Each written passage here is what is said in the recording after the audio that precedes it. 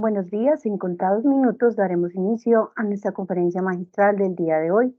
Les agradecemos mantener sus micrófonos apagados durante la conferencia para evitar interferencias y recargas del sistema.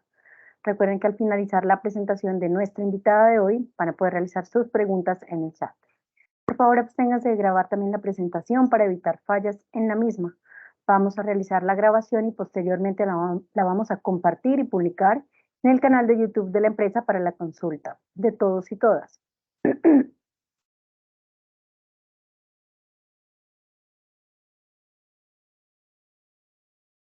Agradecemos registrarse en el link que está en el chat, ya que al finalizar el ciclo de conferencias magistrales del año 2023, enviaremos una constancia de asistencia a quienes nos acompañan en gran parte de las charlas de los viernes. Gracias.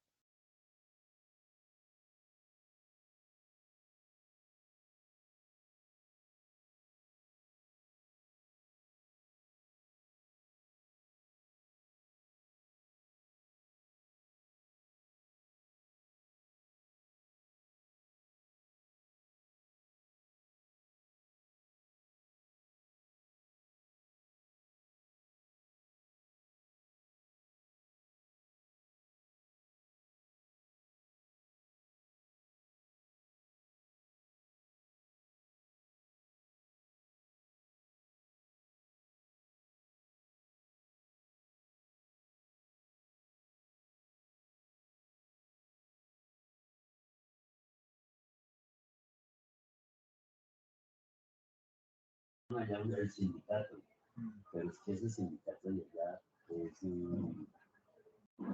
las personas la mayoría.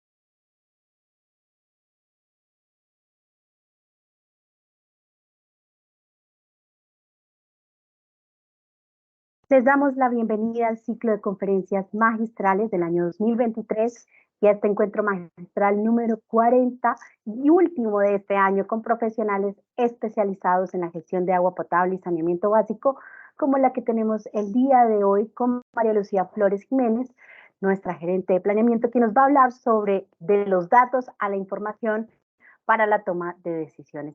Les recordamos que estos espacios de intercambio de conocimiento se dan en el marco de la gestión de conocimiento e innovación, en donde como parte de la política se tiene establecido que la empresa Acueducto y Alcantarillado de Bogotá promueve la gestión del conocimiento y la innovación para el logro de los objetivos estratégicos a través de la identificación del conocimiento existente y requerido, el reconocimiento de las oportunidades de investigación, desarrollo e innovación que permiten el cierre de brechas, la formalización, la preservación, la transferencia y la apropiación del conocimiento. Y antes de iniciar la conferencia del día de hoy, para realizar el cierre del ciclo de conferencias magistrales del año 2023. El ingeniero José Manuel de la Torre, de la Dirección de Ingeniería Especializada, va a ser quien hace parte del equipo técnico del proceso de discusión. Invito a cerrar los micrófonos para evitar. Gracias. A José Manuel de la Torre, de la Dirección de Ingeniería Especializada, quien hace parte del equipo técnico del proceso de gestión del conocimiento y la innovación, a quien nos va a dar esta parte de la gestión realizada para aportar la cultura de compartir y difundir el conocimiento en la organización. Así que bienvenido, José Manuel. Muchas gracias, Andrea. Y buenos días para todos y todas. La Gerencia de Tecnología y la Dirección de Ingeniería Especializada de la empresa de Acueducto y Alcantarillado de Bogotá les da la bienvenida en el marco de la Política de Gestión del Conocimiento e Innovación para compartir el conocimiento de nuestra organización con lo que agradecemos su asistencia durante estos años, desde el año 2020 a la fecha, su constante asistencia, digamos, a estos eventos de socialización de el conocimiento a través de las conferencias magistrales. El día de hoy, pues, tenemos una conferencia muy especial que tiene a su cargo nuestra gerente corporativa de planeamiento y control, a quien le agradecemos el tiempo que ha dedicado para la preparación de esta conferencia magistral, la doctora María Lucía Flores Jiménez. El día de hoy vamos a realizar la clausura a los eventos de las conferencias magistrales del año 2023, en donde hemos tenido, digamos, la participación de un importante número de asistentes y conferencistas. Veamos aquí que se iniciaron en nuestras conferencias magistrales. Este es un programa que se inició en el año 2020, perdón, donde nosotros iniciamos en el mes de junio. Recuerdo muy bien que iniciamos con una presentación especial a cargo del ingeniero Mauricio Jiménez Aldana el 29 de junio de este año. Y desde ese momento a la fecha se han venido, digamos, realizando de manera permanente nuestras conferencias magistrales. Aquí vemos, digamos, los diferentes expositores que han participado año a año, digamos, en la difusión del conocimiento de la empresa de Acueducto, que lo hemos traído casi desde inicios del año 1900, con información que viene desde esa época a la fecha y que ha sido, digamos, relevante para la gestión de las diferentes áreas que han utilizado, digamos, esta información que ha sido transmitida a través de gerentes generales de la empresa de Acueducto, gerentes corporativos, directores de diferentes áreas de la empresa, profesionales y técnicos, digamos, con gran reconocimiento y experiencia en nuestra empresa de Acueducto. También ha participado la academia, han participado, digamos, algunas personas en representación de otras entidades del distrito y también directores de proyectos, de obras, etcétera. Y la idea es que podamos compartir este conocimiento precioso para la empresa. Estamos construyendo, digamos, el repositorio del conocimiento de la empresa de Acueducto con información, lecciones aprendidas, que utilicemos nuestra información para construir sobre lo construido, y pues ahí vamos.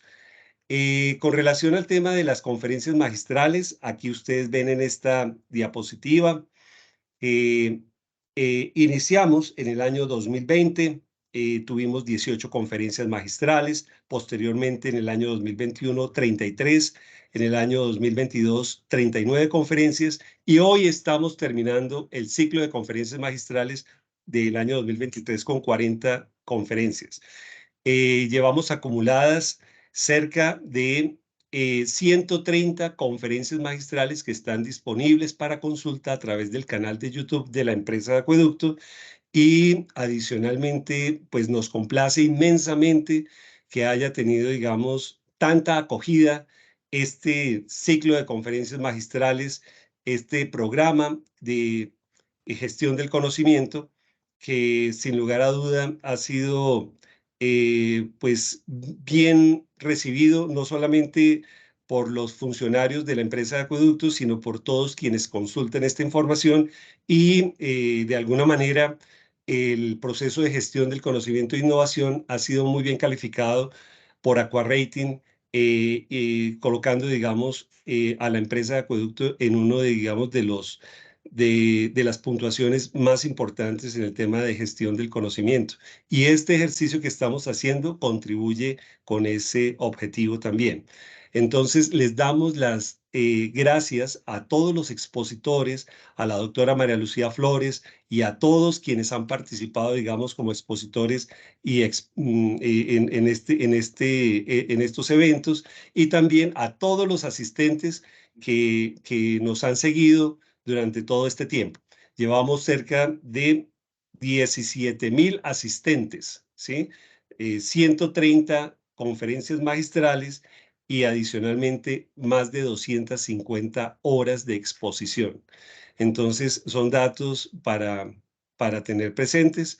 El día de hoy, con ocasión, digamos, al cierre del ciclo de conferencias magistrales, vamos a enviarle a los asistentes pues un reconocimiento por habernos acompañado durante este año en estos eventos, y es un reconocimiento pues que también hacemos extensivo, digamos, a todos los demás compañeros que nos han acompañado, y para que lo sigan haciendo a futuro. Este es un ejercicio que continuaremos en el año entrante y continuaremos construyendo conocimiento y recopilando el conocimiento de la empresa de acueducto de Bogotá, que tiene desde hace más de 135 años, que es la existencia de nuestra querida empresa.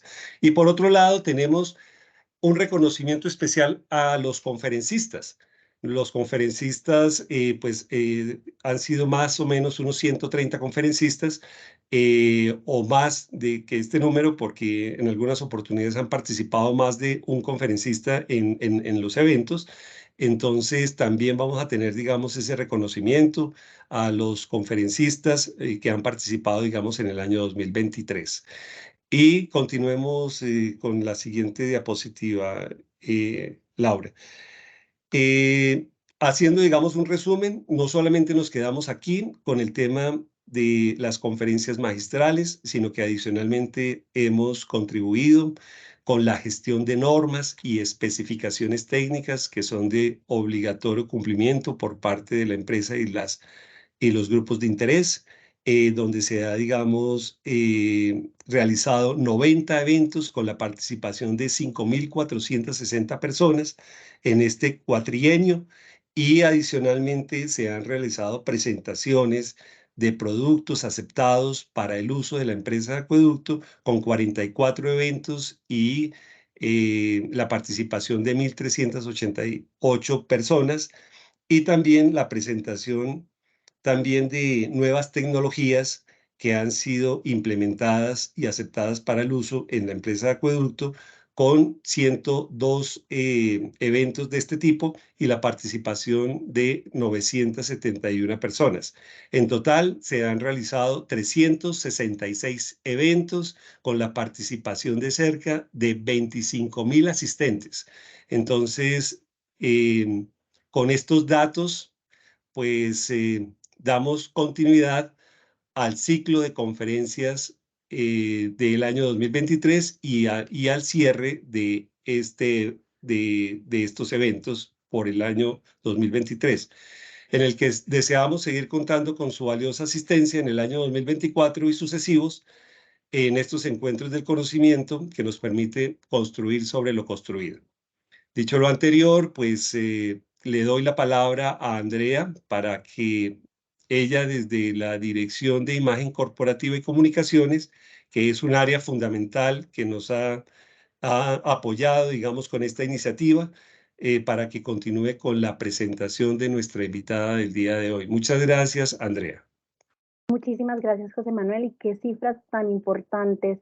130 conferencias desde el 2020 y más de 17.000 asistentes.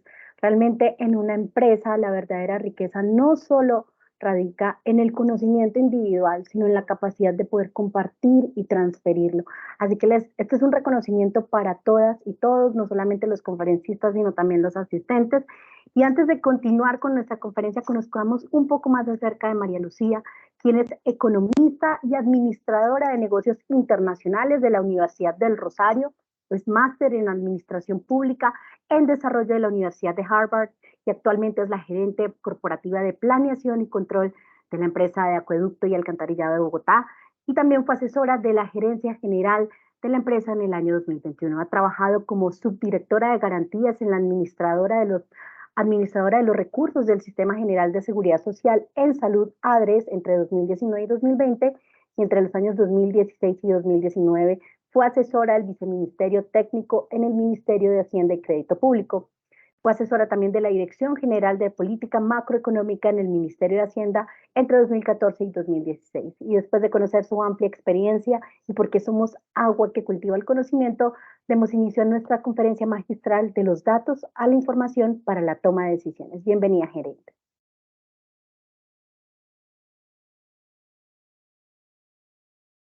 Andrea, muchísimas gracias. Mil gracias a todos los asistentes. Pues muy complacida de tener este espacio que, digamos, en gracia de fomentar las motivaciones iniciales de la charla, obedece a que queríamos socializar una herramienta que desarrollamos aquí desde la Gerencia de Planeamiento, que llamamos inicialmente la cartilla tarifaria, y eso refleja el esfuerzo que aquí los profesionales de la gerencia han llevado a cabo con el fin de llevarles información a ustedes, a toda la empresa, inclusive a todos los usuarios de la empresa de Acueducto del Alcantarillado de Bogotá, y que muestra o que es un ejemplo de todo el esfuerzo que estamos haciendo para volcarnos hacia la analítica de datos, para volcarnos hacia la transparencia a los usuarios. Y entonces, en esta motivación que teníamos de presentarles esta cartilla que creemos que va a ser fundamental, particularmente para el equipo comercial, que va a ser crucial como un elemento para transferir conocimiento, para que sea un conocimiento para todos, que es justamente la razón de ser de estos espacios. Dijimos, bueno, no solamente limitémonos a hacer la presentación de la cartilla tarifaria, sino que vayamos un poco más atrás y hablemos por qué nos motivamos a hacer este tipo de ejercicios, porque lo que queremos es no solamente socializarles lo que hemos hecho, sino motivarlos también a todos a que repliquen este tipo de experiencias que son muy valiosas para generar conocimiento y que son cruciales en todo el proceso de gestión del conocimiento de una compañía. Entonces voy a permitir compartir aquí pantalla y hablar un poco de esta introducción y de por qué creemos, qué fue lo que nos motivó para hacer estos ejercicios que estamos haciendo y tal vez por eso estamos dando unos pasos más atrás, pero creo que es una discusión interesante de dar. Ahí no sé, ahí se está compartiendo, pero no. Bien. Listo. Bueno, entonces, aquí tal vez faltaría una diapositiva introductoria, pero el mensaje que queremos transmitir aquí, o que quisiera comentar aquí es lo siguiente. La presentación se llama De los datos a la información para una mejor toma de las decisiones. Entonces, ¿por qué es importante pensar en cómo tomamos decisiones? Y aquí, digamos, en la economía, sí, en la economía hay toda una rama de estudio frente a la forma en que tomamos decisiones, que es la economía comportamental, que precisamente analiza cómo es que los seres humanos tomamos las decisiones, ¿verdad? Y ahí, digamos, ha habido unos estudios muy interesantes, algunos se compilan pues en libros que han sido bestsellers y pues que están en el acceso de todos. Uno de esos libros muy famosos es Piensa rápido, piensa despacio, muy recomendado para que todos nos los leamos. Y aquí en estos libros plantean por qué nos equivocamos al tomar decisiones o qué tipo de errores cometemos al tomar decisiones. Y tal vez para sintetizar, hay dos grupos grandes o dos razones grandes por las cuales tomamos decisiones erróneas, absolutamente todos. Yo creo que todos, cuando veamos estos ejemplos que vamos a citar, podemos sentirnos identificados y justamente el llamado es a que tratemos cada vez de ser más conscientes de estos errores que podemos tener a tomar decisiones. Y lo interesante de los datos, Y lo interesante de los datos es que precisamente nos ayudan a corregir estos errores, nos permiten cada vez pues apartarnos de ellos. Entonces hay dos tipos grandes de errores, dos tipos de errores grandes. Entonces está por un lado las falacias y por el otro lado están los sesgos. ¿Qué son las falacias? En general, las falacias son errores de razonamiento, decir que que B implica A o que A implica B, sin tener realmente todo un constructo argumentativo que dé para justificar lo suficientemente claro que A implica B. Entonces, hay unas falacias muy famosas, hay una lista absolutamente extensa. Aquí vamos a nombrar algunos y vamos a tratar de relacionarlos también con ejemplos de lo que nos puede suceder en la empresa y que, repito, nos ha pasado a todos, ¿sí?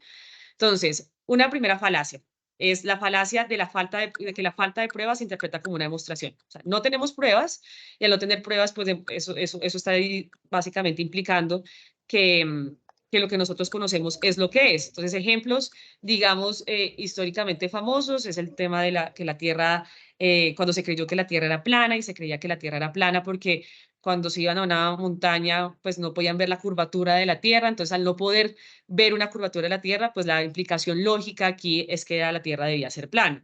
Aquí la falacia estaba pues en que el hecho de que yo no pudiese mostrar que había una curvatura, pues automáticamente llevaba a la solución o a la conclusión directa de que la Tierra tenía que ser plana. Pues aquí sabemos que claramente ya estudios científicos, pues por dicho, sobre aquí la explicación y sabemos que esa es una historia del pasado. Otro ejemplo que es bastante común y es que uno tal vez escuchó o que se escucha de manera reiterativa, es que es imposible pensar que las pirámides fueron construidas por los seres humanos porque nosotros no podemos explicar cómo los seres humanos lo hayan podido hacer. Entonces, el hecho de que seamos incapaces de explicar que los seres humanos lo pudieron hacer, pues lleva a la conclusión precipitada de que debieron haber sido, pues digamos, hechas por fuerzas extraterrestres. Pero tal vez un poco aterrizándolo más en la empresa, hay un ejemplo muy común en el que me enfrentaba cuando trabajamos todo este tema de pérdidas, y es que decíamos lo siguiente, que todos los medidores de más de 20 años subregistran, y decíamos que todos los medidores de más de 20 años subregistraban, porque cuando cogíamos la muestra de los medidores, o cuando cogíamos la muestra de los medidores que estaban subregistrando, pues coincidía efectivamente con que los medidores que estaban subregistrando tenían más de 20 años. Entonces, esto que puse aquí pareciera ser, pues digamos, no tener sentido, pero lo que quiero manifestar aquí es que yo no estoy diciendo, yo no me estoy metiendo aquí con discusiones técnicas de los ingenieros, de si efectivamente todos los medidores de más de 20 años se registran, simplemente me estoy concentrando en la forma en que construimos el argumento. Y aquí lo que estamos es diciendo que extrapolamos que todos los medidores de 20 años subregistran simplemente porque justamente los que están subregistrando son de 20 años. Pero si se dan cuenta, eso es apenas un subconjunto de todos los medidores de 20 años. Esa inferencia la estamos sacando de los medidores que están subregistrando, no la estamos sacando de todos los medidores de 20 años.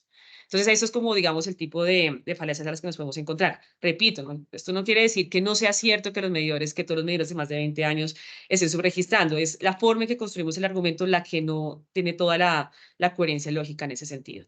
Hay otra falacia que es conocida popularmente como la falacia dominen, y es pensar que las credenciales de una persona validan absolutamente lo que esa persona dice. Y aquí es muy importante entender la falacia, y es la validan porque la persona lo está diciendo, ¿sí? Entonces, es digamos lo que en el común diríamos, si él lo dice, debe ser cierto. Si ella lo dice, debe ser cierto porque tiene las credenciales, etcétera, etcétera. El hecho de que un premio Nobel se pronuncie sobre algo no quiere decir necesariamente que el premio Nobel tenga razón, ¿no? Lo que quiere, porque lo que da la razón a una situación es que efectivamente haya sido demostrada. Solamente el solo hecho de intuirla y que esa intuición provenga de alguien pues con todas las credenciales no es razón suficiente para decir que algo tiene razón, ¿no? Entonces, decir simplemente que porque un área que solamente se puede discutir un tema, que solo un área especializada puede discutir un tema, pues digamos, entra un poco dentro de esta falacia, porque es que inclusive aunque el área especializada pues tenga todas las herramientas, no quiere decir que por el hecho de ser especializada esté realmente llevando a cabo todo el proceso científico que implicaría la demostración de un tema, ¿no? Digamos, una aún más cercana al común es el hecho de todos esos anuncios que realizan los atletas de alto rendimiento, y pues creemos que porque los atletas de alto rendimiento hacen los anuncios, pues que debe ser cierto lo que están diciendo. Entonces aquí claramente, digamos, no necesariamente el hecho de de que un deportista anuncie un suplemento, pues es garantía de que ese suplemento funciona, porque él no ha hecho la demostración de que ese suplemento necesariamente está funcionando. Y esta, digamos, es una falacia a la que recurren mucho los comerciales, las propagandas, el tema de marketing para, pues, justamente generar esas conexiones que son, digamos, instantáneas, pero que no necesariamente son las correctas. Otra falacia que es muy común y que tal vez es una de las que más personalmente más me llama la atención es el tema de que creemos que la correlación demuestra causalidad. Entonces creemos que si dos acontecimientos coinciden en temporalidad es porque uno causó el otro. Y esto, y yo sí quisiera detenerme un poco acá porque es que este es un hecho, esta es una falacia que absolutamente todos cometemos en todas las circunstancias de nuestra vida y que además no es, digamos, hay una ciencia, una rama de la economía, la econometría, que justamente lo que busca, y todo, digamos, no está seguramente completamente inventado, es tratar de desagregar lo que es correlación de lo que es causalidad. Y uno, digamos, una frase en una clase de econometría que uno siempre le van a decir es correlación, no es causación. Y eso, digamos, creo que es una de las frases que más funciona.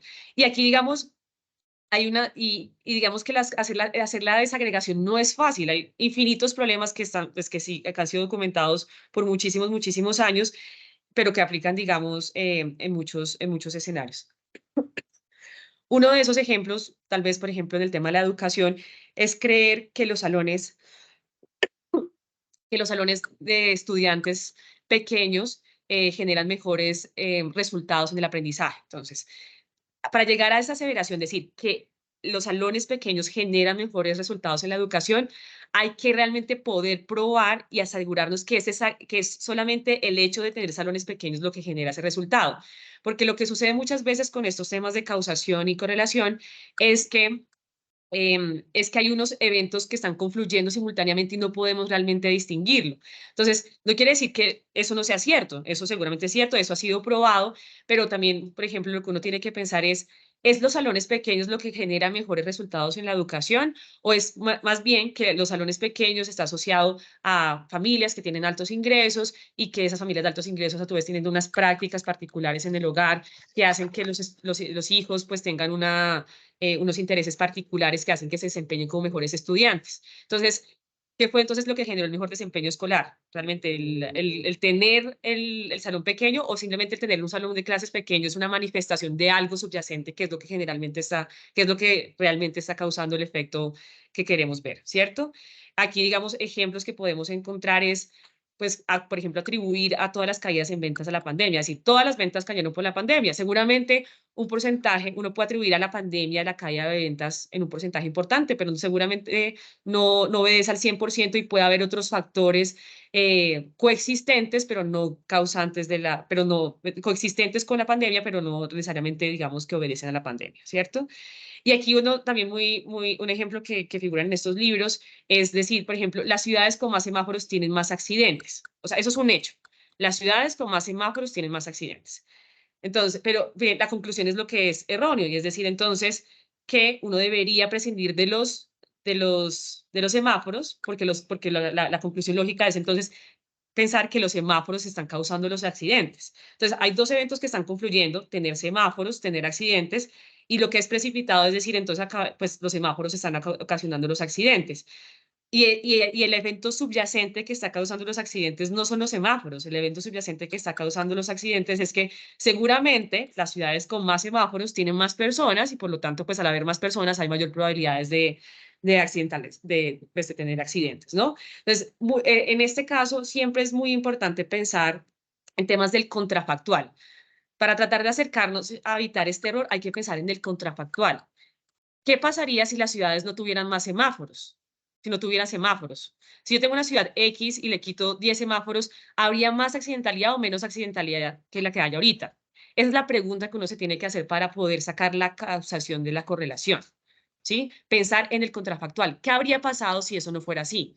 ¿Cierto? Si no hubiese pandemia, ¿cuánto hubieran vendido estos establecimientos? Sí, y justamente una forma de aproximarse a una medición causal más precisa es lo que se ha llamado en la literatura como RCTs, experimentos aleatorios controlados, ¿cierto? Y aunque esto parezca rocket science, yo creo que aquí comunicarles la buena noticia y es que la empresa ya empezó a hacer sus experimentos controlados. Y de hecho es el experimento controlado que hizo la empresa y es una, voy a pasar muy rápidamente por él, pero sí quisiera comentárselos. Fue un caso de éxito que se presentó en la Semana Internacional del Agua, que estuvo lugar en Estocolmo en este segundo semestre y que demuestra cómo esas herramientas que usan justamente separar, alejarnos de las falacias, que busca efectivamente buscar relaciones causales para tomar mejores decisiones, porque ¿por qué nos interesa separar la correlación de la causación? Porque si yo sé qué exactamente causa algo, pues puedo atacar la causa y mejorar los efectos. Si estoy atacando lo que está correlacionado, pero no lo está causando, pues estoy desgastando recursos, estoy desgastando esfuerzos y no estoy logrando lo que quiero buscar, ¿cierto? Entonces, rápidamente quiero compartirles este ejercicio pues, que es una muestra de todo el esfuerzo de datos que ha hecho la empresa, de todo lo que somos capaces de hacer dentro dentro de esta organización y de los resultados tan poderosos que podemos tener simplemente con ser conscientes de este tipo de falacias. Entonces, aquí la presentación, me disculpo, está en inglés, fue la presentación que hicimos en el World War Week, pero, digamos, repito, voy a pasar muy rápidamente, la idea no es ser exhaustivo, sino simplemente contarles un poco el ejemplo, pues, poco ejemplificar esta falacia y cómo nosotros, digamos, tratamos de alejarnos de esta. Entonces, contarles que en la empresa, aunque no sé si todos pues fueron conscientes, pero hicimos una selección de facturas de usuarios y a unos usuarios les decíamos, felicitaciones, usted está ayudando a conservar el agua, y a otros les mandábamos un mensaje de alerta en la factura que decía, alerta, usted pues puede hacer un mejor trabajo cuidando el agua. ¿Con base en qué mandábamos estos mensajes de felicitaciones o de alerta? Entonces, de felicitaciones era cuando cogíamos al usuario, lo comparábamos con el consumo de sus vecinos, entendiendo vecinos el de su unidad residencial. Entonces, pueden ver que la unidad de estudio aquí fueron las unidades residenciales. Y si veíamos que su usuario tenía un consumo superior al de sus vecinos de esa unidad residencial, le decíamos alerta, pero si tenía un consumo inferior, le decíamos felicitaciones. Aquí, digamos, también pueden imaginar que esto es bastante valioso en el esfuerzo que tiene que hacer la empresa en el marco del PUEA, demostrar todos sus esfuerzos de conservación, porque si bien, como ustedes saben, nuestro esfuerzo es vender agua, pues somos una empresa, nos interesa vender nuestro producto, pues también tenemos una restricción de recursos que es importante que reconozcamos y que tenemos esa responsabilidad social de tener. Entonces, aquí lo que hicimos, como les mencionaba, es un Randomized Control Trial, un RCT, y lo que hicimos fue seleccionar una muestra de usuarios. Ustedes saben que nosotros tenemos cerca de 2.400.000, 300.000 usuarios. Nosotros cogimos 214.000 hogares o cuentas contrato que corresponden cerca al 10% de esos usuarios, de nuestros usuarios. Esas 214.000 hogares se encontraban en 2.400 unidades residenciales, o pues conjuntos residenciales. Y aquí lo que hicimos fue básicamente separar las unidades residenciales en unas unidades a las que no les íbamos a mandar mensajes a nadie en ese conjunto, y otras unidades residenciales a las que a algunos les íbamos a mandar, dentro de esa unidad residencial, a algunos hogares les íbamos a mandar el mensaje, bien sea de alerta o de felicitaciones, y adicionalmente íbamos a analizar qué pasaba con los que no les mandábamos. Entonces, aquí lo interesante de este ejercicio, voy a pasar aquí muy rápidamente, es que nos permitió detectar varios temas, ¿sí? Entonces, esto se ve sencillo, pero esto es lo que se llama un experimento aleatorio. Cuando uno aleatoriza, lo que está logrando es tratar de generar el contrafactual que les mencionaba, ¿no? Entonces, estamos justamente tratando de ver qué pasaría en un universo paralelo en el que hubiéramos hecho algo diferente. Entonces, estamos tratando de crear dos universos paralelos. El universo en el que no le mandamos el mensaje de felicitación, y el universo en el que sí, o de felicitación o de advertencia, y el universo en el que sí mandamos ese mensaje. Lo que nosotros queríamos probar o testear con este ejercicio es ver que si con solamente mandar un mensaje en la factura, que es absolutamente costo eficiente, o sea, tiene básicamente costo cero, nosotros podríamos generar un cambio en el comportamiento. Entonces, también es un tema de comunicaciones. Cómo la comunicación puede generar cambios en el comportamiento, y la comunicación en términos pues, generales es mucho más económica, por ejemplo, que hacer obras o hacer otros programas que son mucho más costosos. O sea, con un simple mensaje queríamos probar si el hecho de mandar un mensaje a la gente podía generar cambios en su comportamiento. Eso es lo que estábamos tratando de probar, y estábamos tratando de ver si podíamos atribuirle un efecto causal o no al hecho de mandar ese mensaje. Y lo que descubrimos fue muy interesante. Descubrimos que había efectos de derrame o efectos de spillover, que lo que dice es básicamente que aunque a mí no me manden el mensaje, en mi conjunto, el hecho que a mis vecinos me lo manden, como yo me hable con mis vecinos, hace que yo cambie mi comportamiento. Entonces el vecino dice, venga, a mí me llegó esta factura, me mandó alerta, le cuenta al amigo, al vecino cuando se encontraba en el barbecue y le dice, pues el otro se entera y el otro por saber que están vigilando, solamente por la sensación de vigilancia, dice, oiga, yo también voy a controlar esto porque yo no quiero que a mí me manden un mensaje de alerta. Vimos que este mensaje era particularmente, tenía pues un impacto particularmente alto en los hogares de estratos más altos. En los estratos más altos respondían de manera más eficiente a estos mensajes. Vimos que era importante ser persistentes en los mensajes porque a su vez hicimos una segunda tanda del experimento y descubrimos que solamente en la medida que fuésemos persistentes en la comunicación podíamos mantener ese comportamiento corregido sostenido. Y vimos que entre mayor pues el rango de consumo, mayor margen había para corregir, margen había para corregir justamente pues el consumo en periodos en periodos subsiguientes, que es lo que tenemos en la gráfica a la derecha, pero con un asterisco y es, entre más consuma yo, más probabilidades tengo de disminuir mi consumo si me mandaron una alerta, pero siempre y cuando yo me dé cuenta que yo no estoy sustancialmente desviada frente a mis vecinos. Y ese es un mensaje también para decir, pues nosotros corregimos en la medida que vemos que es posible acercarnos a lo deseado. Si vemos que es un imposible, que mi vecino consume 10 y yo consumo 20, pues entonces digo, pues ni me esfuerzo. En la medida en que sea más cercano ese consumo al que me están comparando, pues hay más probabilidades de que yo corrija. Digamos, podríamos tener toda una sesión para hablar de la matemática atrás de esto, de por qué esto es la causalidad, pero sí quería aprovechar la oportunidad para contarles el tipo de cosas que estamos haciendo en la empresa. En la empresa estamos haciendo experimentos de economía comportamental para ver cómo podemos impactar a los usuarios y esto podría extrapolarse a decisiones pues que a muchísimos otros ámbitos en la empresa y que de nuevo lo que queremos es tomar correctas decisiones. Queremos saber efectivamente qué es lo que debemos hacer para llevar a que los usuarios tengan un comportamiento determinado. Y el hecho de saber cuáles son las causas subyacentes es lo que nos permite identificar cuáles son las mejores medidas que nosotros podemos tomar. Aquí sabemos que un mensaje es una medida eficiente para poder alterar o llevar a un punto específico el comportamiento de los usuarios. Y eso no lo estamos diciendo porque nos parece, porque lo percibimos, porque tenemos esa sensación. Lo podemos demostrar matemáticamente con datos, con un ejercicio contrafactual. ¿Sí? Bueno, entonces aquí ya hablamos de las falacias, hablemos del otro tipo de errores que cometemos al momento de tomar decisiones, que son los sesgos. Y hay unos sesgos muy famosos, aquí repito, solamente es un subconjunto de todos los sesgos que podemos tener. Hay un sesgo que es el sesgo de entonces aquí, ¿cuál es la diferencia entre los sesgos y las falacias? Los sesgos se pueden entender más como prejuicios que tenemos, ¿cierto? Y aquí, de los que pues muchas veces seguramente no somos conscientes.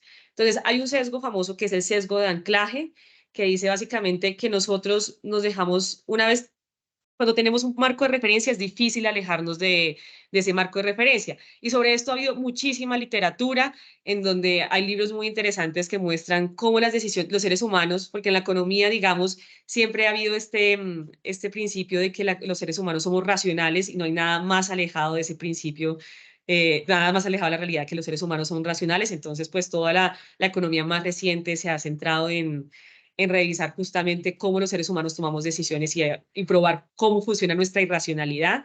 Y una de las irracionalidades es esta, y es los seres humanos pensamos de manera relativa.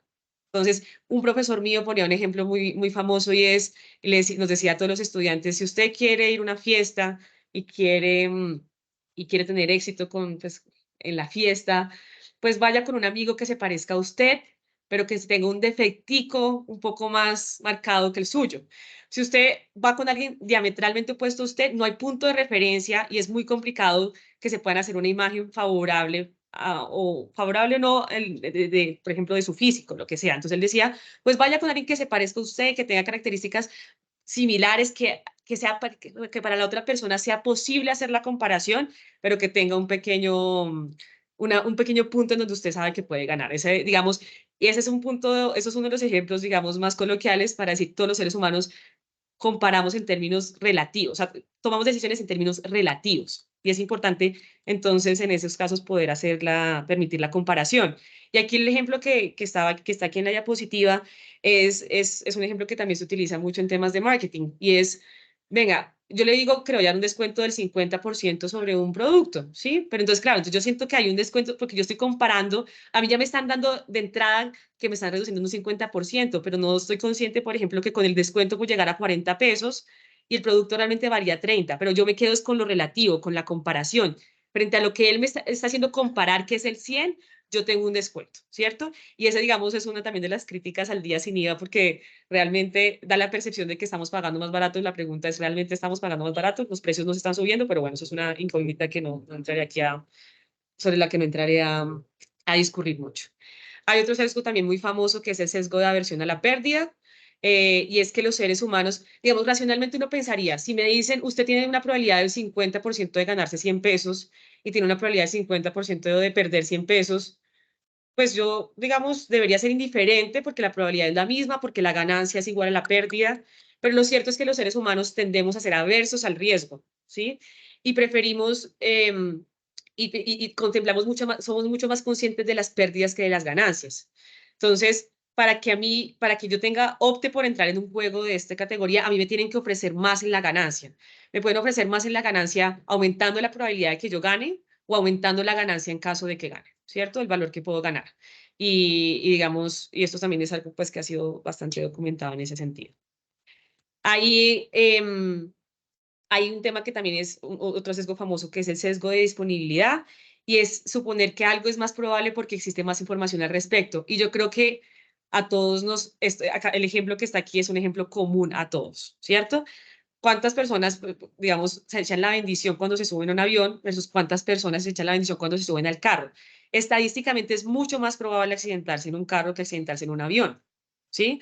Pero es mucho más mediático un accidente en un avión. Entonces tenemos ese sesgo de disponibilidad, o sea, lo que tengo disponible es esa información de la tragedia del avión, que es lo que es mucho más mediático, y por lo tanto me asusta mucho más o veo más probable que sea más probable un accidente en avión cuando estadísticamente es mucho más probable un accidente automovilístico, ¿cierto?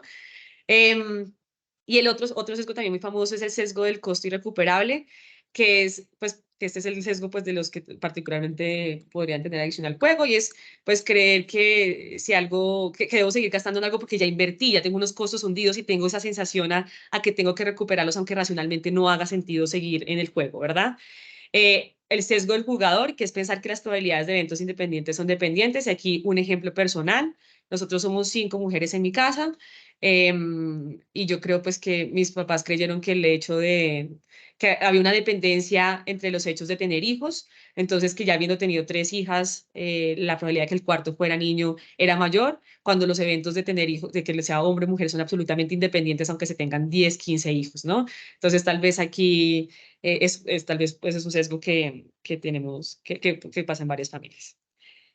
Y el sesgo de confirmación, ese es un sesgo absolutamente común que tenemos en todas también nuestras relaciones interpersonales. Tenemos un sesgo a pensar que es cierto lo que confirma lo que nosotros ya creíamos. Y por eso dicen que es tan doloroso para los seres humanos separarnos de lo que ya acogimos como verdadero. Y aquí puede pasarle a las mentes más brillantes, puede pasarle digamos, a las personas más reputadas por su carácter de investigación. Hay un libro muy famoso frente a este tema que se llama la honesta verdad sobre la deshonestidad y que muestra cómo, por ejemplo, doctores reputados pueden tender a promocionar ciertos medicamentos porque ellos mismos se han hecho a la idea de que ese es el medicamento que funciona, aun cuando ni siquiera han hecho las pruebas para ver si funciona o no funciona ese medicamento. Digamos, los invito a leer ese libro que también es una gran pieza. Pero bueno, todo esto que les he contado, ya hemos contado un poco la experiencia en una particular que tuvo la empresa, cómo nos alejamos de tomar decisiones que podrían ser equivocadas, apelando al análisis riguroso de datos. Pero hay otro ejemplo muy claro de todo este proceso de voluntad de la empresa de querer justamente, llegar a un estado en el que seamos los más objetivos posibles en la toma de decisiones. Yo creo que uno de los ejemplos más representativos es el sistema de gestión de riesgos, que particularmente hoy cobra relevancia porque hoy es el primer día de existencia de la gerencia corporativa de analítica y pérdidas. Y este fue uno de los instrumentos que se desarrolló en el marco justamente de la consolidación de esa gerencia y que es una de las herramientas más poderosas para la detección de fraude, pero que, repito, recoge esa voluntad de la empresa de movernos más hacia los datos. Entonces, ¿qué es un sistema de gestión de riesgos? Un sistema de gestión de riesgos lo que busca es, o sea, identifica un riesgo, que en este caso en la empresa es el riesgo de fraude, y lo que busca es maximizar la probabilidad de que nosotros podamos atacar ese riesgo de manera eficaz, ¿sí? Entonces, la mayoría de las entidades financieras tienen sistemas de gestión de riesgos implementados. La DIAN tiene un sistema de gestión de riesgo implementado para la detección de contrabando. Y nosotros aquí en la empresa Acueducto, también cuando estuve en la ADRES, pues, implementamos con ayuda de un consultor, con Gabriel Vallejo, un sistema de gestión de riesgos para identificar dónde podría haber irregularidades pues, en los recobros. Y aquí entonces en la empresa lo implementamos para la detección de fraude de los usuarios, ¿cierto? Entonces lo que uno hace es establecer una serie de reglas, que son hipótesis. Entonces aquí lo primero que es de resaltar es que reconocemos que las reglas iniciales que vamos a terminar son hipótesis sobre que reflejan la intuición que nosotros tenemos de dónde puede haber fraude. Entonces decimos, creemos que hay fraude particularmente en lavaderos, creemos que el fraude se concentra cuando tenemos consumos consecutivos cero. Creemos que hay fraude cuando tenemos un medidor marcando aún cuando la cuenta esté cortada. Todas son hipótesis de fraude. Pero lo interesante y donde están justamente los datos es, una vez yo ya planteo esas reglas, voy a los datos para medir la eficacia de esas hipótesis que planteé. Y veo entonces, pues miremos a ver efectivamente, entonces vamos al campo y vemos si mi hipótesis de que los lavaderos son fraudulentos, pues tiene una eficacia relativamente alta. Entonces, si de los 100 lavaderos que yo escogí, 90 están cometiendo fraude, yo puedo decir que mi hipótesis de que los lavaderos en general tienden a cometer fraude, pues es una hipótesis aceptable. Entonces, yo parto de algo que no conozco, que no tengo certeza y reconozco humildemente que no tengo certeza sobre si mi hipótesis es cierta o no, pero después voy a los datos para probar su eficacia y voy alimentando el sistema de gestión de riesgo y las reglas que no sean lo suficientemente eficaces, pues las voy ajustando conforme a la realidad de lo que estoy observando en los datos. Hay, digamos, tres tipos de reglas.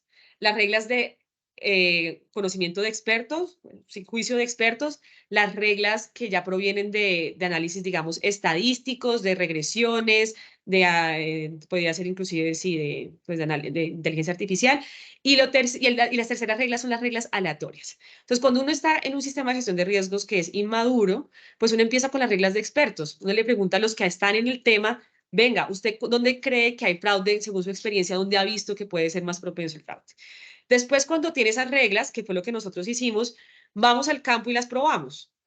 Y vemos cuáles de esas reglas funcionaban y cuáles no funcionaban. Y ya cuando tenemos más datos podemos hacer reglas estadísticas. Y ya cuando nos estamos quedando sin reglas y queremos fortalecer aún más el sistema de gestión de riesgos, cogemos datos aleatorios para ver qué nuevas reglas pueden surgir. Nosotros, como les digo, en estos momentos en la empresa estamos en la primera etapa del sistema de gestión de riesgos, en donde estamos probando las reglas de expertos y ya estamos migrando hacia ese segundo paso porque ya las hemos estado probando y ya podemos generar reglas un poco más sofisticadas en términos estadísticos, pero bueno, en eso está el trabajo que va precisamente, que está adelantando y que está adelantando, se está adelantando desde la gerencia de liquidación y aseo y que se va a adelantar, por supuesto, con todo el rigor desde la gerencia analítica de datos y de pérdidas. Entonces, aquí simplemente entonces como para contarles, el tema conceptual era ese, pero contarles que efectivamente hicimos un piloto con unas reglas, que en ese piloto tuvimos una eficacia de cerca del 17%, es decir, de los casos que cogimos para el piloto, cerca del 17% son fraudulentos, y esto es un porcentaje que para hacer un piloto es bastante representativo. Hemos encontrado casos en otras empresas donde este valor oscila en menos del 10%. Esta es una representación gráfica de donde encontramos esos fraudes y también encontramos que en unos casos no es que hubiese fraude, sino que había medidores trabados. Entonces, eso también nos lleva a tener que afinar las reglas para justamente concentrarnos en el riesgo que nos compete. El riesgo que quiere identificar o que quiere mitigar este sistema de gestión de riesgos es el fraude, no los medidores trabados. Entonces, para los medidores trabados habrá otra herramienta. Y aquí, pues, mencionarles que hubo 11 reglas. Estas reglas aquí están anónimas porque justamente uno de los éxitos del sistema de gestión de riesgos es que no se conozcan pues que el que es sujeto de esta auditoría no conozca estas reglas. Unas fueron más eficaces que otras y con base en eso, pues uno va afinando. Y cuando estábamos haciendo todo este ejercicio del sistema de gestión de riesgos, nos dimos cuenta que había formas de mostrar también la información de una manera que fuera más diciente para la toma de decisiones, que eso es otra parte importante de la analítica de datos. O sea, no solamente se trata de procesar datos y de sacar conclusiones que son importantes, sino también es importante presentarlas de una manera que sea clara o por lo menos que sea diciente para el interlocutor. Y aquí vemos unas gráficas en las que, por ejemplo, lo que tratábamos de mostrar era donde había unas cuentas contrato que se desviaban potencialmente, se desviaban de manera importante de lo que nosotros llamamos un consumo potencial. Entonces, esos puntos naranjas que ustedes ven ahí son las cuentas contratos que más consumían y que más se desviaban de lo que nosotros entendíamos como un consumo potencial de esas cuentas contratos. Todo esto es insumo a su vez para volver a alimentar el sistema de gestión de riesgos, para definir nuevas reglas y esto pues digamos es un loop dinámico que tiene muchísimas iteraciones. Entonces ya habiendo dicho esto, que es la motivación de todo lo que nosotros estamos haciendo, pero que a la vez muestra ejemplos concretos de lo que la empresa ha desarrollado en materia de datos y cómo eso nos permite tomar mejores decisiones, que es la razón también, repito, y por eso no puedo ocultar la alegría de la creación de la gerencia de pérdidas y todos estos análisis de datos que llevaron justamente a que la Junta, a que ustedes en la empresa y que también pues por fuera de la empresa entendieran la importancia de la creación de una gerencia que no solo fuera de pérdidas, sino fuera pérdidas basadas en la analítica, se creara. Entonces aquí ya entramos un poco más en materia de lo que queríamos también socializar con ustedes, que es la cartilla tarifaria, contándoles que pues que nosotros tenemos que una de las motivaciones de esta cartilla tarifaria y en general de todas las formas en las que presentamos los datos y estos instrumentos para mostrar datos es porque lo que queremos es ser transparentes en la información, queremos dar respuesta oportuna a nuestros grupos de interés y queremos convertir esos datos justamente en información que permita tomar decisiones. Y aquí muy rápidamente voy a simplemente mostrar qué pasa, por ejemplo, usualmente o qué pasaba antes de que nosotros tuviésemos este tipo de herramientas. Y lo decimos particularmente desde el caso de planeamiento, donde manejamos la información de tarifas, como ustedes bien saben, aparte de otras, pues de centralizar otra información crucial para la empresa. Entonces, aquí nosotros, cuando nos hacían un requerimiento de tarifas, pues lo que nosotros hacíamos era ir pues al ERP, extraíamos los datos, transformábamos esos datos y respondíamos al requerimiento. No modelábamos los datos, no los cargábamos para consulta de común, no los analizábamos y lo que buscamos es decir, venga, nosotros no podemos desgastarnos cada vez que nos hace un requerimiento, Sultano, Mengano, la Contraloría, el usuario interesado, tener que hacer esos procesamientos. Estamos haciendo algo de manera ineficiente. Y uno de los mensajes también aquí importante es, nosotros procesamos datos y le apuntamos a la analítica de datos para ganar en eficiencia, para hacer lo que nos demorábamos antes, pues digamos, X tiempo hacerlo en la mitad del tiempo. Y aquí hay un concepto muy importante de un amigo que me hablaba de inversiones de tiempo. El tiempo que se demoró este equipo en desarrollar el tablero que les vamos a socializar, pues fue un tiempo importante, ¿cierto? Y tocó sacarlos, aislarlos para que se centraran en esto. Pero una vez pues lo sacaron, hemos podido responder de manera expedita y mucho más eficiente a los requerimientos. Pero a veces somos también uno de los sesgos que tenemos, hablando de sesgos, es que pues vemos la inmediatez, somos miopes de alguna manera y valoramos mucho más la información presente que los posibles escenarios que podríamos ver a futuro. Entonces decimos, tenemos que responder este requerimiento ya, pues yo lo atiendo la inmediatez y no pienso en que realmente tengo que hacer esa inversión de tiempo para poder estructurar la información de una manera que sea útil. ¿Hacia dónde estamos migrando nosotros? Y es, ahora, por ejemplo, con los datos que nosotros tenemos, hacemos también proyecciones de demanda y aquí ya pasamos del tema de extraer datos, transformar datos, modelar datos, también a cargarlos y analizar los datos. Y ya en una parte mucho más elaborada, integramos tarifas y demandas que permiten un nivel de análisis mucho más grande. Aquí yo también quiero invitarlos a un tema y es, a veces utilizamos términos muy rimbombantes para explicar una realidad que es relativamente simple. Entonces hablamos de Big Data, Data Mining, y nos imaginamos pues que eso es un proceso imposible. O sea, nosotros hacemos análisis de datos cuando hacemos unas gráficas en Excel descriptivas. Lo único que estamos diciendo con Big Data y Data Mining es que buscamos una manera sistemática de hacer esa información. de hacer, digamos, esas gráficas, de procesarlas, pero en últimas es simplemente escalar lo que ya hacemos en escala, en un nivel mucho más micro. Y la belleza de los datos y el análisis de los datos es precisamente que cuando los analizamos de manera imparcial, pues podemos alejarnos de todos los sesgos que tenemos y podemos efectivamente tomar decisiones de manera más efectiva, ¿no? Entonces yo aquí simplemente decirles que también dentro de las motivaciones, como les anticipaba, pues es que tenemos una cantidad de requerimientos que tenemos que aprender a responder de manera expedita. Y aquí solamente un ejemplo de todos esos requerimientos de los que se hacen en materia tarifaria, por ejemplo, quienes las están consultando. Y yo ya quisiera darle el paso a Helbert, que es el profesional del equipo, que les va a socializar pues en qué consiste la cartilla tarifaria, ¿sí? Y aquí ya, digamos, pasamos de la parte de la motivación de por qué hacemos esto a la razón principal por la que también quisimos tener esta conferencia, que es que queremos que toda la empresa conozca esta herramienta, que toda la empresa la use, todos ustedes van a tener acceso como trabajadores de la empresa a esta herramienta y con base en la retroalimentación que recibamos de ustedes, no necesariamente en este espacio, pero por supuesto motivado por lo que les vamos a presentar, la idea también es que todos los usuarios tengan acceso a esto. En nuestro conocimiento seríamos la única empresa que muestre de manera tan explícita y transparente y dinámica la información. Entonces aquí le voy a dar la palabra al profesional especializado que lideró este tema desde la gerencia de planeamiento, con el ánimo pues de que sea una herramienta muy útil para ustedes pues en el desarrollo de todas las funciones y en la atención al usuario que es nuestra principal razón de ser. Muchas gracias.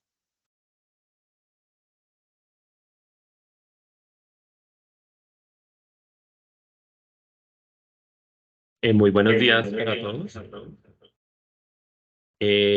Voy a compartir aquí la pantalla para mostrarles, pues, como les decía María Lucía, una herramienta.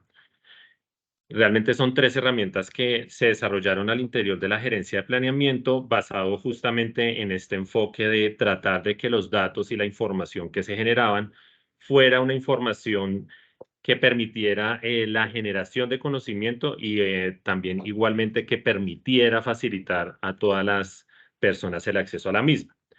Y básicamente esto buscaba porque, como les comentaba María Lucía, es usual que llegue una cantidad de requerimientos de información y esos requerimientos de información llegan a todas o a las diferentes áreas de la empresa y se genera, digamos, que la necesidad de contar o de permitir que haya acceso a la misma de una manera fácil y de una manera, digamos, asequible y dinámica para todos. Es así que desde la gerencia de planeamiento, pues se trabajó en construir 3 herramientas de las cuales les vamos a mostrar cada una de ellas, teniendo en cuenta esa consideración de que tuviese una facilidad de acceso para que todos las pudiéramos consultar en el momento en que quisiéramos. La particularidad de estas herramientas es que permitiera tener información actualizada en línea, que permita, digamos, jugar con los datos, moverlos, manejarlos de una manera dinámica y que a su vez, digamos, que nos permita constantemente tener mejoras sobre esta información. Entonces, básicamente vamos a hablar de 3 herramientas, una que es la cartilla tarifaria, una herramienta que es el simulador de la factura y otra herramienta que consideramos importante y que también va a tener un desarrollo, esperamos, a futuro muy relevante para la empresa, que lo llamamos cálculo de la huella hídrica. Entonces, básicamente, estas herramientas, todas las personas de la empresa que tengan un usuario y una contraseña para acceder a intranet podrán loguearse en la página de la empresa y a través de la opción herramientas van a encontrar un vínculo que se llama reporte de gestión regulatoria. En estos reportes de gestión regulatoria, como les mencionaba, van a encontrar acceso a 3 herramientas que están diseñadas en este momento. La idea es que aquí a futuro tengamos nuevos desarrollos que vamos a ir haciendo en todos los temas que se derivan de los procesos regulatorios y tarifarios de la empresa, donde van a encontrar una primera herramienta que es la cartilla tarifaria, que básicamente es una herramienta que contiene todo un reporte histórico de lo que es las modificaciones o el desarrollo de los temas tarifarios. Básicamente contamos información desde el año 95 a la fecha y que se va a ir actualizando pues periódicamente. Entonces vamos a tener información desde el año 95 en este caso hasta este mes que es diciembre de 2023. Cada vez que hayan cambios, modificaciones o actualizaciones, pues esta herramienta va a estar completamente actualizada. La ventaja de esta herramienta es que no solamente muestra el tema tarifario de la evolución de las tarifas, sino también incorporamos una serie de información que sería esta gestión que es de utilidad para todos, como es el tema de los consumos, los usuarios, la evolución histórica de consumos y usuarios, todo el tema de la información, por ejemplo, de mínimo vital, y todo el tema del comportamiento de las variaciones o las modificaciones que se han dado en las tarifas. Esta es una herramienta que, como pueden observar acá, está desarrollada en Power BI. Justamente para facilitar el acceso, decidimos compartirlo a través de la intranet porque pues el acceso a través de herramientas de Power BI implica tener licenciamientos, implica tener, digamos, la posibilidad de contar con muchas licencias para que todos puedan entrar en línea. Entonces, al tenerlo público acá a través del portal de intranet, pues las personas pueden acceder sin necesidad de contar con una licencia o con un desarrollo de Power BI. Entonces, básicamente esta cartilla tarifaria, como podemos ver, digamos, tiene unas tablas de contenido. Cada uno de los ítems que vemos, 1, 2, 3, 4 y 5, pues son cada uno de los elementos de información que vamos a encontrar en la cartilla. Si uno se ubica en un título, por ejemplo, de cada una de ellas, pues básicamente hace una descripción de qué contiene esta información. Es una herramienta, como les decíamos, que está en línea y generada desde la Gerencia Corporativa de Planeamiento y Control. Ya les voy a mostrar un ejemplo de cómo se va a ir, cómo lo podemos, digamos, ir manejando o manipulando dependiendo de las necesidades que necesitemos. Y lo otro también clave es que va a tener un control de versiones. En este caso es nuestra versión 2.0. La versión 1 fue como la prueba que hicimos de la modelación del desarrollo de esta herramienta. Y ustedes van a dar cuenta que cada vez va a tener nuevas actualizaciones. Es decir, esto no es algo estático, no es que este formato que hoy estamos viendo se mantenga por siempre, sino cada vez el interés nuestro es generarles nueva información, nuevos elementos, incluso recibir retroalimentación de las diferentes áreas usuarias de esta información que quisieran o que les gustaría de pronto ver adicionalmente dentro de esta herramienta. Entonces, por ejemplo, para mostrarles varios ejemplos, aquí tenemos, digamos, el acceso a cada uno de estos temas. Como les decía, no solamente tenemos información de tarifas, sino también una información relevante sobre el tema del mínimo vital de agua, un tema de la evolución de los consumos, consumos medios, consumos totales, la evolución de los suscriptores. Como les decía, en un horizonte que le va a permitir al usuario consultar información específica de un mes determinado o histórica, si así se considera o así lo requiere. Por ejemplo, miremos el tema de los costos de referencia. Entonces, aquí, por ejemplo, esta es una vista general donde en esta vista, pues podemos seleccionar un mes determinado. Como les decíamos, tenemos información desde el año 95 hasta la fecha, donde yo podría consultar en un mes determinado, supongamos acá el mes de noviembre de 2023, y él automáticamente pues va a traer información referente a todo lo que es la estructura tarifaria vigente de la empresa, el cálculo del costo medio de administración, operación, inversión y tasas ambientales. Aquí pues vemos los botones de las áreas de prestación, entonces al picar en cada uno de ellos pues podemos consultar específicamente la información de un área de prestación.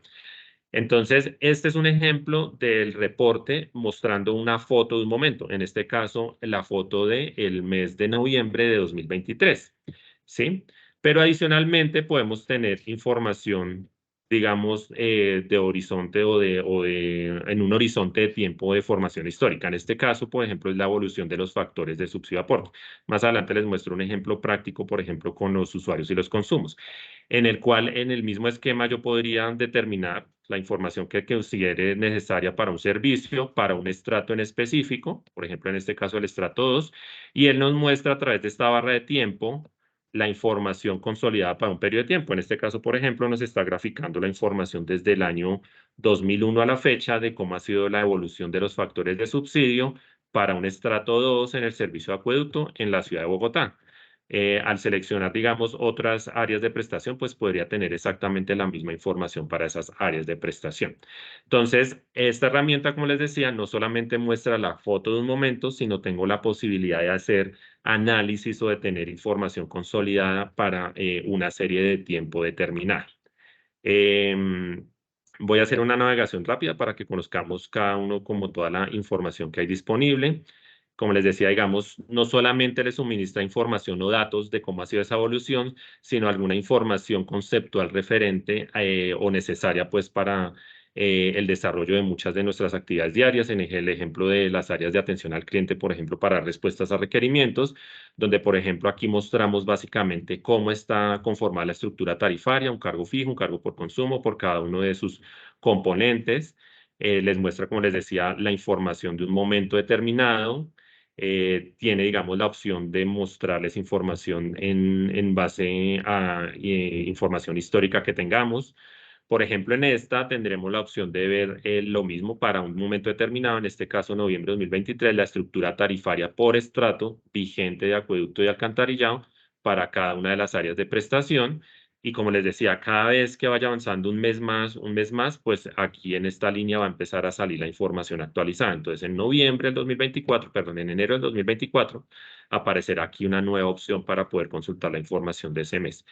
Tenemos, digamos, toda la información y la evolución de las tarifas asociadas a contratos de suministro de agua potable e interconexión. Como les decía, pudiendo consultar un momento determinado, la información de un momento determinado que yo quisiera tener, la que actualizaría la información y también podríamos tener la evolución de la misma para ser navegada a través de estos comandos de línea de tiempo. Otra información relevante es el tema de la factura promedio mensual. Entonces, este es un reporte que usualmente lo consultan mucho, lo piden mucho, y es cómo cada uno de los componentes tarifarios, qué peso porcentual o qué peso, digamos, tienen sobre la factura promedio que paga un usuario. Entonces, en este caso, para el mes de octubre de 2023, un usuario residencial, en el caso de Bogotá, que es el APC que tenemos seleccionada, pagaría una factura promedio mensual con su consumo promedio residencial de 9 metros cúbicos de 77.000 pesos. Y cómo cada uno de los componentes tarifarios tienen mayor peso o menor peso dentro de esa factura. Entonces, en este caso vemos que el CMI tiene un peso aproximadamente del 57% y el componente menor peso es el de tasas ambientales, que tiene un peso de 1.41%. Entonces, esto también, digamos, es muy importante como conocer, digamos, qué información tenemos. Podemos filtrarlo también por cada una de las áreas de prestación. Y aquí adicionalmente nos va mostrando el peso porcentual que tiene, por ejemplo, una factura de acueducto sobre el total, donde vemos que en este caso acueducto pesa el 51%, mientras que la de alcantarillado pesa un 48%. Tenemos esta misma información ya para cada uno de los estratos. Entonces, aquí, por ejemplo, este reporte tiene dos esquemas. Nos puede reportar la información de un periodo determinado. En este ejemplo, octubre de 2023. Nos dice que, por ejemplo, un estrato 3 en Bogotá tiene una factura promedio mensual de 36.000 pesos. Y si yo quiero hacer la comparación, digamos, de este estrato 3 entre áreas de prestación, pues yo simplemente selecciono el estrato 3 y puedo comparar aquí la factura de su evolución histórica, perdón, acá Bogotá, su evolución histórica de cómo ha sido esa factura, tanto en precios constantes como en precios corrientes, que es quitando el efecto de inflación. Entonces, esto también nos abre una analítica de datos en el sentido de ver que no necesariamente, por ejemplo, aquí en esta curva podemos ver que las facturas promedio van, digamos, reduciéndose en el caso del estrato 3 de una manera histórica, por efecto de consumos, por efecto de tarifas, pero también si queremos quitarle el efecto de la inflación, pues podemos ver que más o menos esas facturas han tenido una constante durante el tiempo y en los últimos meses o en el último periodo han presentado unos incrementos. Entonces tenemos, digamos, esas alternativas no solamente de evaluar una información en unos pesos específicos, sino también análisis basados en quitar, por ejemplo, como en este caso, el efecto de la inflación. En el tema de mínimo vital tenemos también una información pues de referencia simplemente conceptual para que todos conozcamos qué es el mínimo vital, a quién beneficia, en dónde digamos se aplica. Y acá tenemos una información, por ejemplo, referente a para un mes determinado, unos cálculos que él determina de cuánto tiene el efecto de ese mínimo vital. Entonces, por ejemplo, acá para el mes de octubre de 2023, este modelo nos estima cuántas personas en la ciudad de Bogotá se benefician en términos de números de suscriptores, que sería la suma de los suscriptores de estrato 1 y 2, los volúmenes o los metros cúbicos otorgados por este concepto en ese periodo, y en la factura, en la parte derecha, vemos una comparación de la factura que tendría, en este caso, un estrato 1, de si tiene el mínimo vital o no tiene el mínimo vital. Entonces, por ejemplo, un estrato 1 pagaría una factura promedio de 26.000 pesos al mes, con el descuento que se le otorga a través del esquema de mínimo vital, tendría una reducción de 5.000 pesos y pagaría una factura promedio de 20.000. Entonces, también es una información muy de referencia que uno podría eventualmente a cualquier grupo de interés suministrar y tener acceso, como les digo, en línea.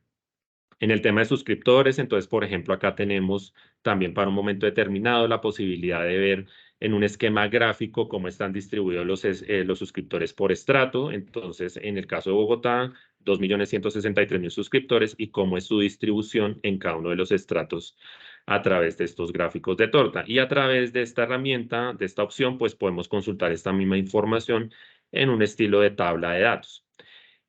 Aquí, por ejemplo, entonces está, como les decía, las herramientas que nos permiten evaluar históricamente cómo ha sido ese comportamiento de los usuarios. Entonces, aquí tenemos una información para cada una de las áreas de prestación de la evolución histórica de los usuarios, en este ejemplo, Bogotá, estrato 3. Simplemente con seleccionar el estrato que yo considere o que yo desee ver, pues él me va a ir mostrando una evolución de cómo han sido el crecimiento o el comportamiento de esos usuarios. Y como les decía también con estas herramientas, pues puedo hacer zoom específicamente a los años determinados que yo quisiera como analizar. Una particularidad es que estos datos los podemos extraer. Digamos que con esta versión pública simplemente es un esquema de reporte, pero si eventualmente un área, alguna persona determinada dice, yo quiero tener esta gráfica, pero en términos de datos en Excel para procesarlos, para generar otros análisis u otra información, pues simplemente lo que deben hacer es comunicarse con la gerencia de planeamiento. Nosotros les daríamos el acceso para que pues a través de estas herramientas puedan extraer o descargar esa información en términos de datos a través de Excel. Tenemos lo igual, la información de los consumos, entonces una información específica de los consumos por estrato para cada área de prestación en una fecha determinada, asimismo como la evolución de los mismos. Entonces, por ejemplo, acá, este es otro tipo de gráfico y de análisis de información que tenemos en este reporte, en el cual podemos, por ejemplo, acá para la APS de Bogotá o de Soacha, por ejemplo, para Bogotá, podemos determinar cuál es su consumo o la evolución del consumo medio que ha tenido un estrato 3.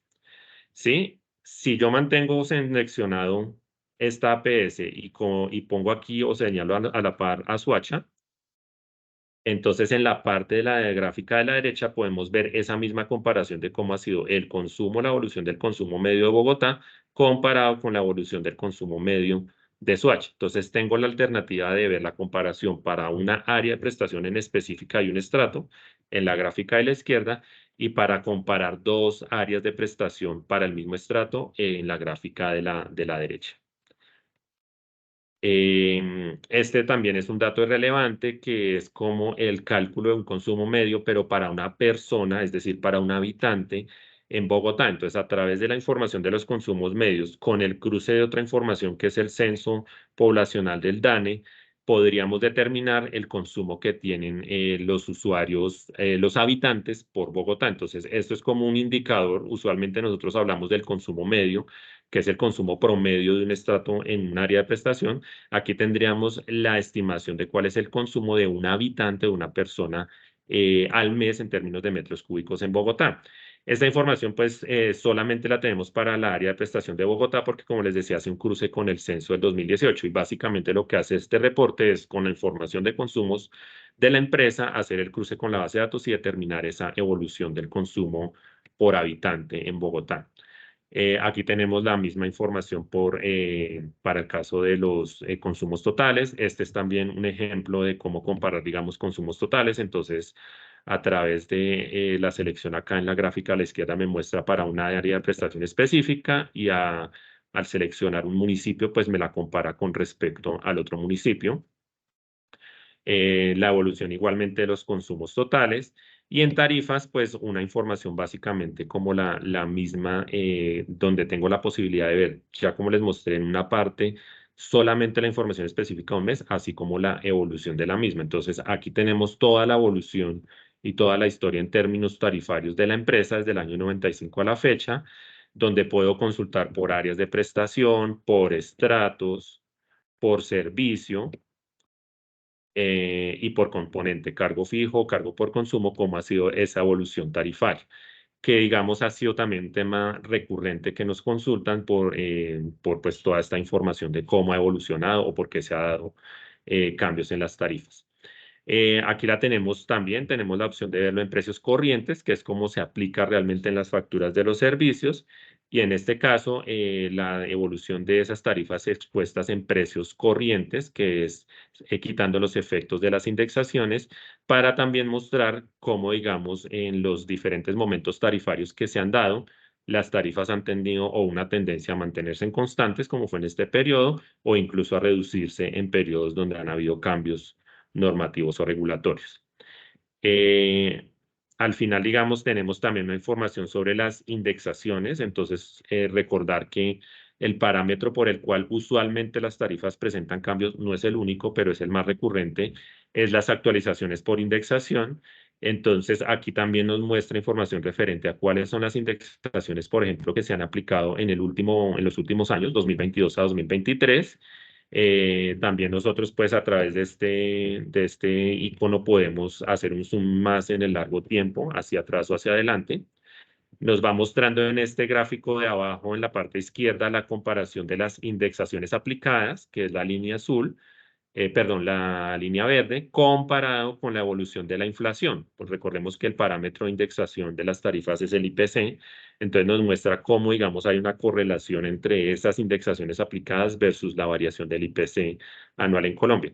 Y en la parte derecha vemos, digamos, los puntuales en los momentos en que se va dando una actualización tarifaria. Entonces, la línea roja representa el parámetro mínimo previsto en la regulación para actualizar las tarifas, que es el 3%. Todo lo que está por encima de la curva roja son los momentos o los meses en los cuales se dio un puntual superior al 3%, es decir, donde actualizamos las tarifas, y todo lo que está por debajo de la línea roja es cómo ha venido, digamos, evolucionando esa variación. Por ejemplo, acá en este mes, que fue, digamos, el 1 de septiembre de 2022, hubo una indexación del 3,31%. Ahí se aplicó el puntual de indexación y pues como las variaciones del IPC que se vinieron dando en ese mes empezaron, digamos, a comportarse de esta manera para volver a acumular un nuevo indexador, que en este caso fue el 4,60 en el mes de enero de 2023.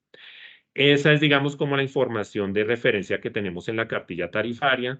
Como les decía, la ventaja es que todos pueden acceder a la misma de forma libre, digámoslo así, no necesitan tener cuentas de Power BI, pueden navegar, como les mostraba, e interactuar con la información de la manera más dinámica que consideren.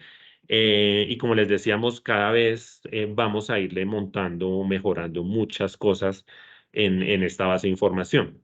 No sin antes reiterar, pues, que las áreas pueden, la intención también de esto, que esto no sea algo estático, sino que cada área en su consideración, en lo que consulten y en lo que manejen de este tipo de información, que quieran retroalimentarnos o quieran, digamos, o deseen que haya nuevos elementos de información, pues la podamos ir incorporando de tal manera que este modelo cada vez sea más robusto y cada vez sea más importante para la generación de información en la empresa.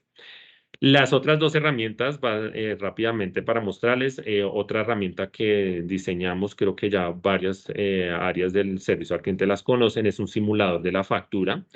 Esta es una herramienta en Excel que es descargable, o sea, simplemente uno al hacer clic acá, él descarga la herramienta de forma local. Una vez la descarga, pues es un Excel que podemos abrir acá y si se dan cuenta tiene como el formato de una factura, de lo que es la factura que le llega a los usuarios.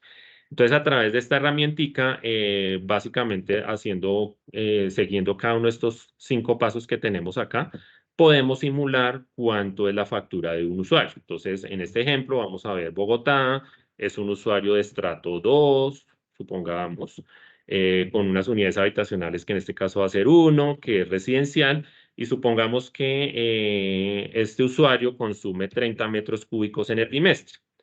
Entonces, en el numeral 2 digito los metros cúbicos que consume. Aquí en el numeral 3 pongo la fecha en día, mes, año. Eso es importante que el formato se mantenga así. Entonces, vamos a suponer que este usuario corresponde a un consumo que se leyó el 9 de octubre del 2023 y que va 2 meses, entonces sería hasta el 10/12 de 2023. Acá me quedó mal, por ejemplo, entonces por eso él genera algún error.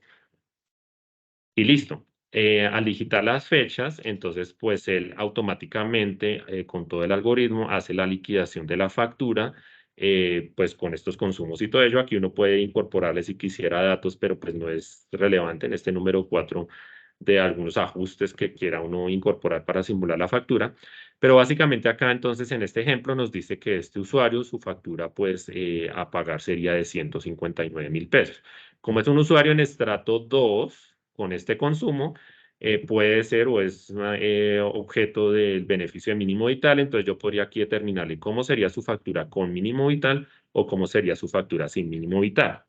Esto, digamos, está pues coherente con la forma en que se liquida en el sistema, o sea, se han hecho pues bastantes pruebas y funciona exactamente igual a como lo liquida en el sistema. Si igual hay alguna cosa o algo que podamos mejorar, también bienvenido es para retroalimentarlo. Y la otra, digamos, herramienta adicional que le incorporamos a este modelito es algo que, digamos, que pensábamos y es, mucha gente probablemente acá nos puede decir, listo, yo pago 159.000 pesos por 30 metros cúbicos, pero si yo no tengo esa posibilidad de pagar esa factura, si no tengo la posibilidad de pagar una factura, por ejemplo, al mes de 100.000 pesos, perdón, al bimestre, pues ¿cuál debería ser el consumo tal que yo pague eso? Entonces uno al digitar ese valor acá, él automáticamente hace pues los cálculos y nos dice, ah, perfecto, en promedio usted debería tener un consumo de alrededor de 20 metros cúbicos, de tal manera que su factura le llegue en promedio en 100.000 pesos como quiere el usuario, como quiere la persona ver. Entonces también nos permite simular eso. No solamente liquidar la factura, sino saber cómo sería mi factura o cómo sería el consumo tal que hace que pueda yo llegar a pagar una factura que, digamos, quisiera pagar mensualmente. Esa es nuestra, digamos, segunda herramienta. Y como complemento a esta última parte de, bueno, y ese comportamiento, o sea, si yo consumía 30 y ahora tengo que bajarme a 20 metros cúbicos en este ejemplo, ¿qué podría yo hacer o dónde podría yo tener oportunidades de ahorrar o de bajar el consumo del agua? Y pensando en eso, pues se creó esta tercera herramienta. Y esta tercera herramienta, hago la precisión de que es la que llamamos la huella hídrica, es una herramientica interactiva también desarrollada en Power BI que parte de un trabajo que hizo una compañera que trabajó aquí con nosotros en la gerencia de planeamiento, de desarrollar un modelo con base en una metodología, con base en una modelación que ya se había hecho en Estados Unidos, que es la que vemos ahí en la fuente de información, que a través de unos parámetros básicos de los consumos que todos tenemos en nuestro hogar, determina cuál es el consumo y dónde se está dando un mayor consumo en alguna de esas actividades del hogar, con el fin de crear como hábitos en los cuales yo podría eventualmente reducir mi consumo de agua y por ende pues tener una factura menor en el pago del servicio.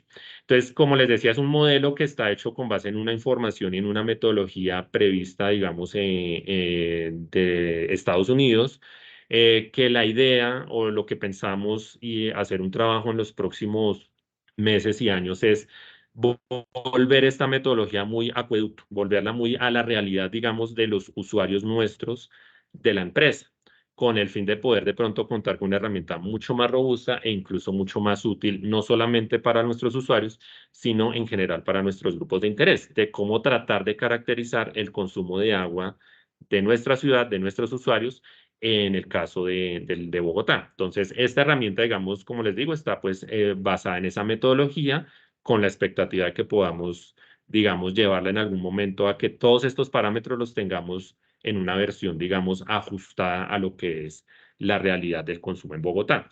Entonces, esta herramientica, pues básicamente parte de que uno determine cuántas personas viven en un hogar, a través, digamos, de estos botones con unos muñequitos un poco más interactivos, uno, pues, digamos, responde una serie de preguntas, en este caso, por ejemplo, en la ducha, cuánto tiempo se demoran las personas en la ducha, supongamos que se demoran entre 11 y 15 minutos, si las duchas cuentan con sistemas ahorradores de agua o no, si tenemos una tina y hacemos baño frecuente en esa tina, entonces, por ejemplo, acá estamos diciendo que no tenemos tina, entonces, pues, le ponemos en ninguna. Si, digamos, utilizamos la tina diario, semanal, pues ponemos cuántas veces. Y aquí en esta parte, por ejemplo, aquí con responder estas tres preguntas, en la parte derecha inferior, pues nos va diciendo cuánto es el consumo que tiene este hogar por persona, y como eran 3 personas, como dijimos al inicio, pues en total para el hogar, solamente por elemento de el consumo de agua en la ducha. Una cosa. Perdón, creo que es acá. La flechita está mal. Listo. En el baño, entonces lo mismo, entonces, ¿cuánto tiempo te demoras lavando las manos? Entonces, supongamos que es menos de 4 minutos. Si contamos con con lavados de manos ahorradores o no, supongamos que no. ¿Cuántas veces, digamos, se descarga el sanitario al momento de orinar? Entonces, siempre, a veces o nunca, entonces pongamos que siempre. ¿Cuántos sanitarios o si cuenta con sanitarios ahorradores de agua? Sí o no. Y entonces aquí automáticamente la modelación, como les decía, pues va actualizando esa información, en este caso para el uso del baño. En la cocina, entonces, ¿cuánto tiempo usamos lavaplatos para actividades diferentes a lavar la loza? ¿Cómo lavamos las lozas? Si ha lavado a mano, con una lavavajillas. ¿Cuánto mantiene, digamos, el grifo? ¿Cuántos, si contamos con grifos o no, que son ahorradores? Supongamos que sí. ¿Y con qué frecuencia se lava la loza? Entonces, supongamos que es diario y se lava 3 veces al día. Entonces, lo mismo, él pues va actualizando toda la información acá al final. En el lavado, si tenemos una lavadora ahorradora o común, ¿en qué frecuencia hacemos ese lavado de ropa? Entonces, pongamos que es semanal. Si tenemos carro y pues lo lavamos en la casa o lo lavamos en lavadero, entonces, por ejemplo, acá hacen un servicio de lavado, ¿con qué frecuencia? Una vez al mes. Digamos, uy, acá está un poco demorado en cargar, pero pues este es básicamente si tenemos algún esquema de reuso de aguas grises en nuestros hogares, entonces en este ejemplo es no. Y al final, como les decía, pues él nos va a tener como un resultado para cada una de las actividades de cuánto es el consumo por personas y por hogar en términos pues de metros cúbicos. Entonces nos está diciendo en litros, perdón, por persona por hogar. Entonces nos está diciendo en total en este ejemplo cuántos litros al hogar por día pues consumimos y por persona. Al final hace pues como una estimación de cuánto es eso en metros cúbicos. Entonces, por ejemplo, acá nos dice, eso equivale a 25 metros cúbicos. Aquí hay pues como un tema de reflexión sobre cómo esa huella hídrica pues también tiene un efecto en el sistema de alcantarillado. Y entonces uno podría decir, ok, con estas actividades pues mi consumo es de 25 metros cúbicos. Al tener de pronto un panorama muy general de en qué actividades donde yo estoy más consumiendo agua, pues puedo generar o incentivar en las personas un mejor uso eficiente del agua en ciertas actividades, de tal manera que va a incentivar a una reducción del consumo y obviamente en este caso a un efecto en su factura del servicio de acueducto de alcantarillado. Entonces, esta es otra herramienta que, digamos, tenemos disponible y creo que hasta aquí, pues, es donde les podíamos o les queríamos contar como todo el tema. Recuerden que, pues, el acceso a la herramienta, pues, está en la página del acueducto. Al logarse con su usuario y contraseña en intranet, entran a la opción de herramientas, reportes de gestión regulatorias, y ahí podrán conseguir toda la información. Como les decíamos, cada vez vamos a ir generando nuevas herramientas de información. Estamos trabajando en unos modelos asociados al tema de subsidios y contribuciones. Estamos trabajando en unos modelos para el tema de hacer comparativos de nuestras tarifas, de nuestras facturas con otras ciudades del país, que digamos todo les va a dar como otros insumos de información para que todos podamos también conocer cada vez más sobre este tema del mundo del tema regulatorio y toda la información pues de referencia para la empresa. Eso les teníamos para contar en este caso. Voy a dejar de compartir. Eh, digamos que, como les decía, reiterarles el mensaje de que si las áreas tienen, digamos, interés también de que a estas herramientas le sumemos otros elementos de información, pues desde la gerencia estaremos muy atentos para ir fortaleciendo estas herramientas e ir incentivando esta cultura de cómo con datos generamos información y a su vez conocimiento. Muchas gracias. Bueno, pues muchísimas gracias a María Lucía y a Helber por compartir este conocimiento tan importante con toda la empresa de Acueducto y Alcantarillado de Bogotá. Y antes de dar paso a la rueda de preguntas, les pido el favor de que les demos un fuerte aplauso por esta presentación. Bueno, ahora sí los invitamos y las invitamos a que hagan sus preguntas, ya sea por el chat o alcen la mano y puedan hacer sus comentarios y sus preguntas. Creo que tenemos unas manos levantadas. Vamos a ver.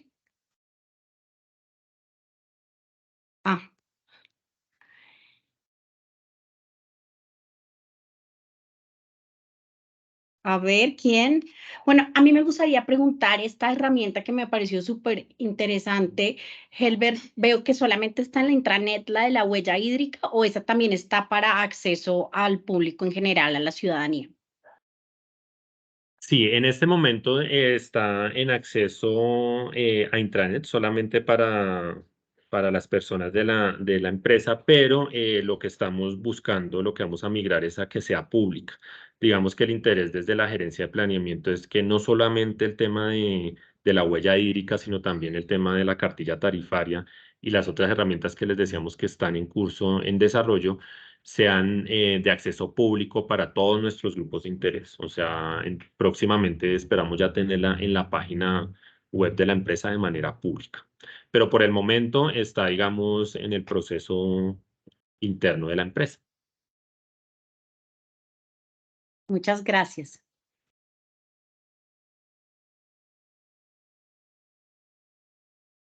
Bueno, creo que no tenemos más preguntas ni comentarios.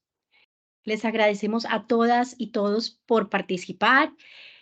Quiero resaltar lo que nos dijo nuestra gerente de Planeación y Control, María Lucía Flores, y es el logro histórico de la creación de la Gerencia de Analítica y Pérdidas, que refleja el compromiso de la empresa con el manejo responsable y sostenible de uno de los recursos más valiosos para toda la ciudadanía, que es el agua, y sin duda, pues los datos son clave para esta protección, porque lo que no se mide no se controla ni puede mejorar. Así que muchísimas gracias nuevamente a todos. Les deseo una feliz Navidad y un feliz año nuevo. Y muchas gracias por participar. Recuerden que somos agua que cultiva el conocimiento y nos vemos en una próxima oportunidad. Feliz resto de día para todos y todas. Muchas gracias. Muchas gracias, feliz día. Muchas gracias, Felipe. Gracias y feliz día.